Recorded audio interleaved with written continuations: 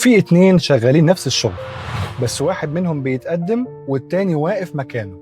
الفرق هنا مش شطارة ولا مجهود أكبر، الفرق في فن اسمه فن اتخاذ القرار. خليك فاكر، علشان تتقدم مش لازم تتعب أكتر، لكن اختياراتك الصح هي اللي بتخليك فعلا تتقدم. في اللي بيختار الأسهل، بيفضل المريح والمضمون حتى لو كان أقل، وناس تانية بتختار المجازفة اللي بتعلي. الشخص اللي بيتقدم ده شخص اختار يستثمر وقته في الحاجات اللي تعود عليه بقيمة أعلى، زي خبرة وسمعة ونظام سيستم. واللي واقف مكانه بيقضي وقته في نفس الشغل هو.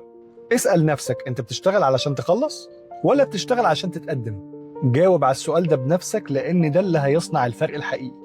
وفي الفيديو الجاي هقول لك ازاي تفكر بالاسلوب اللي يخليك تتقدم وتكبر في شغلك. انا احمد طلبة، ولو مهتم تبني بيزنس صح تابعني، علشان اللي جاي هيفيدك اكتر. بالتوفيق.